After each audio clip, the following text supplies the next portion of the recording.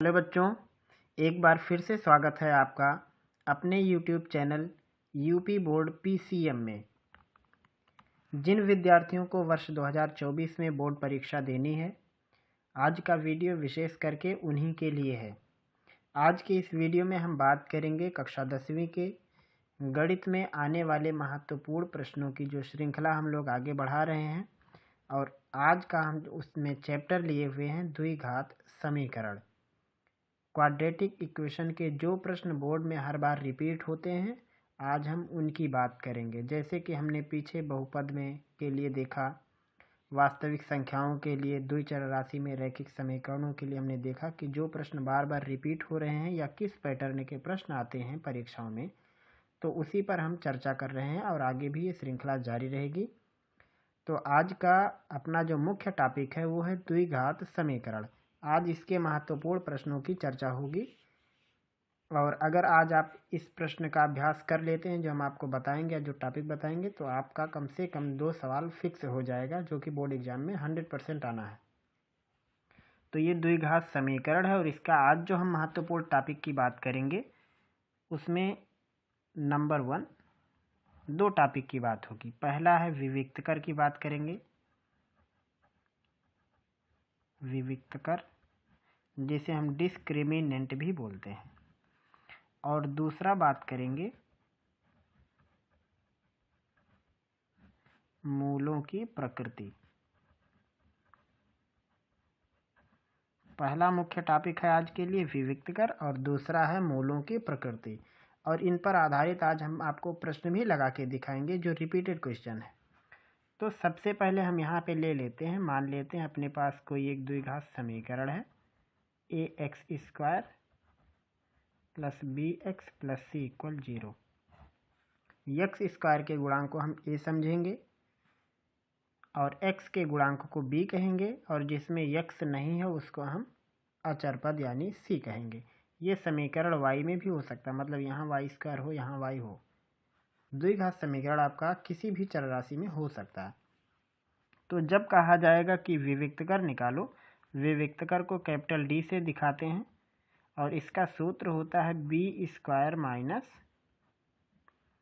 4ac। जब आपसे कहा जाएगा विविक्तकर निकालो, तो आपको क्या करना है, x के गुणांक का वर्ग कर देना है -4, x² का गुणांक जिसे आप a कह रहे हैं, और अचर पद निकाल देना। तो इसे हम कहेंगे विविक्तकर। जब हम b² - 4ac की वैल्यू फाइंड आउट कर लेंगे, तो जो भी आंसर आएगा समझ लो कि विविक्तकर निकल गया। उसे हम डिस्क्रिमिनेंट d से डिनोट करते हैं। ये हो गई पहला पॉइंट। और उसके बाद अब बारी आती है दूसरे पॉइंट की, मूलों की प्रकृति हमें कैसे निकालनी होती है। तो मूलों की प्रकृति निकालने के लिए हमें b² - 4ac की ही वैल्यू निकालनी होती है। तो उसके लिए हम निकालेंगे कि b² - 4ac की जो वैल्यू है वो क्या है। अगर इस पूरे की वैल्यू ग्रेटर देन 0 आई, मतलब 0 से बड़ी आई इसकी, तो मूलों की प्रकृति हो जाएगी वास्तविक और असमान, यानी बराबर नहीं।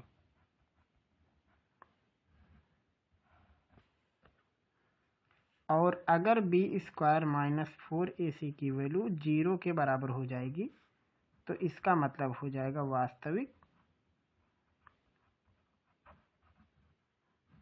और साथ में समान, यानी मूल बराबर होंगे और वास्तविक होंगे।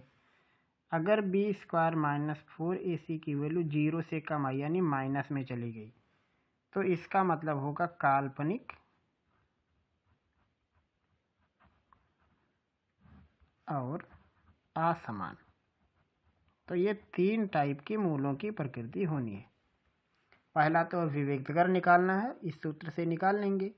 उसके बाद जब बात मूलों की प्रकृति की होगी, या सवाल में मूलों से संबंधित कोई भी पॉइंट आ जाएगा, तो हम पहले b² - 4ac निकालेंगे और देखेंगे कि वैल्यू 0 से बड़ी आई है तो मूल होंगे वास्तविक और असमान, बराबर आया है तो वास्तविक और समान होंगे, और 0 से छोटा हो गया तो काल्पनिक और असमान होंगे। ये है आज का मुख्य टॉपिक। तो सबसे पहले आप इसको नोट कर लीजिए, फिर हम आपको इन पॉइंटों पर आधारित प्रश्न दिखाएंगे जो कि रिपीट होते हैं हर साल। हमने पहला प्रश्न लिया है, यदि द्विघात समीकरण x square plus 2x minus P equal 0 का एक मूल -2 हो तो p का मान होगा। मूल जब भी दिया हो तो समझ लो कि वो x की वैल्यू दी हुई है। तो इसमें कहा एक मूल -2 यानी x की वैल्यू इन्होंने दिया है। तो अपने पास जो द्विघात समीकरण है वो है x square plus 2x minus P बराबर 0। तो आपको क्या कर देना है, x की जगह पे -2 रख देना है।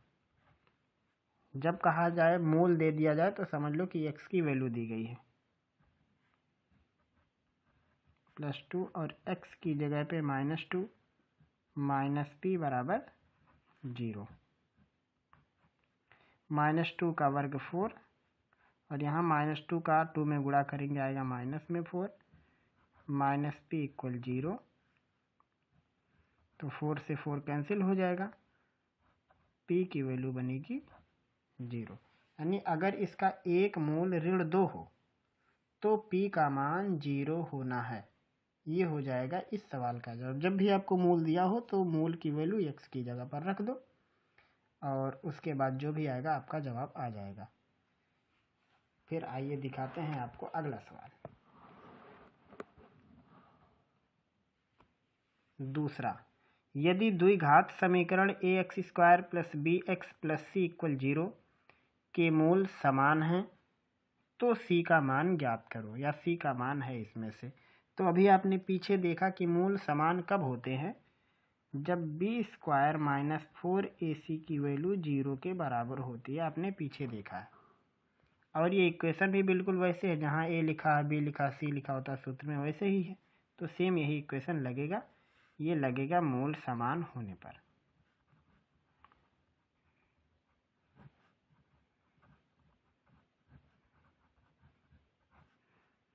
तो इसको लिख सकते हैं b स्क्वायर इक्वल 4ac। तो c की वैल्यू कितनी बनेगी यहाँ से, b स्क्वायर अपन 4a से डिवाइड हो जाए, जो कि आपका डी वाला ऑप्शन है। तो इस हिसाब से आपको दूसरा सवाल लगाना है। जैसे ही यहाँ कहा मूल समान, तो मूल समान वाला आप कंडीशन लगा लो। दे दिया हो कि कोई मूल इतना है तो आप x की जगह पर रख दो।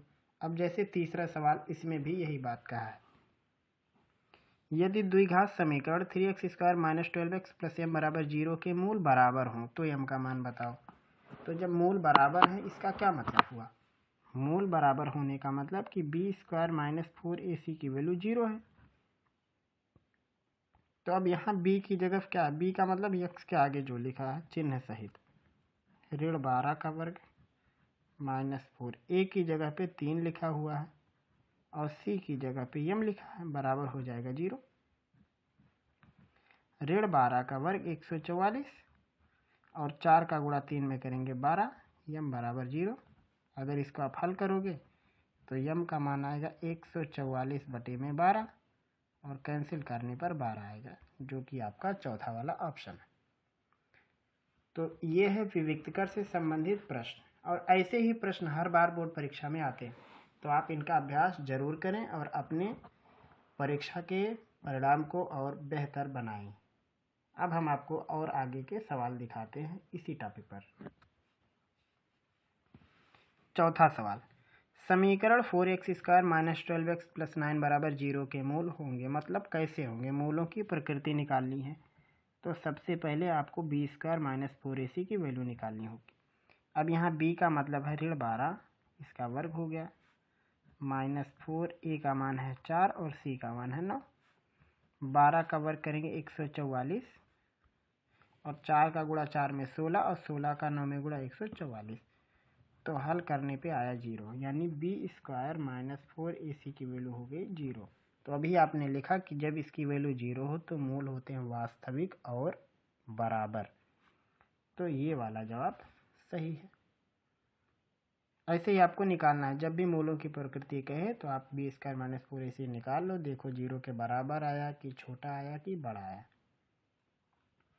पांचवा सवाल, द्विघात समीकरण का विविक्तकर बताओ, मतलब b स्क्वायर माइनस 4ac की जो वैल्यू बनेगी वो बताओ।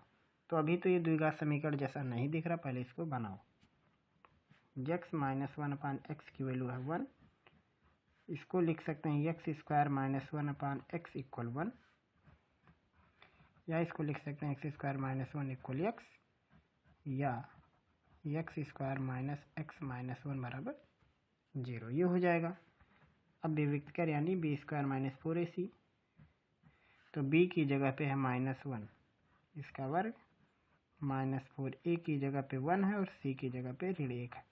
c माने अचर पद, तो ऋण 1 का वर्ग 1 आएगा और यहाँ ऋण और ऋण का गुणाधान 4 करने में 4, तो ये आएगा 5, यानी विविक्त कर इसका बनेगा 5।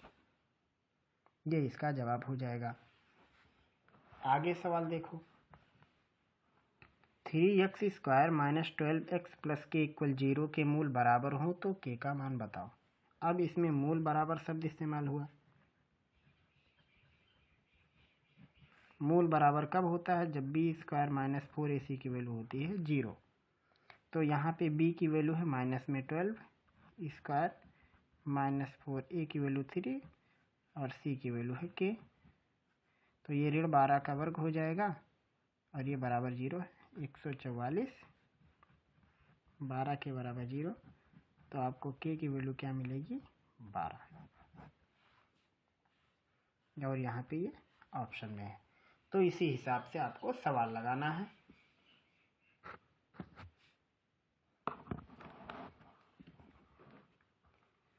अब यहाँ पे देखिए 2 सवाल और हैं, 7वां और 8वां। 7वां k का मान ज्ञात कीजिए जिसके लिए समीकरण x² plus kx plus 64 equal 0 और x² minus 8x plus k equal 0 के दोनों मूल वास्तविक होंगे। और एक है k के किस मान के लिए समीकरण 2x² माइनस के कोष्ठक में x माइनस 1 इक्वल 0 के मूल बराबर होंगे। ये 2 प्रश्न हैं, ये हम आपको होमवर्क के तौर पर दे रहे हैं। आप इसको लगाइएगा और इसका जवाब कमेंट में ज़रूर दीजिएगा। तो उम्मीद है कि आपको बताई गई आज की बात समझ में आ गई होगी और इसी प्रकार से ये श्रृंखला आगे जारी रहेगी। तो एक एक करके जो महत्वपूर्ण टॉपिक हैं वो हम आपके सामने लाते रहेंगे और आप ईमानदारी से तैयारी करते रहना। फिर मिलेंगे हम लोग अगले पार्ट में जल्द ही। तब तक अपनी तैयारी और भी बेहतर तरीके से आप करते रहिए।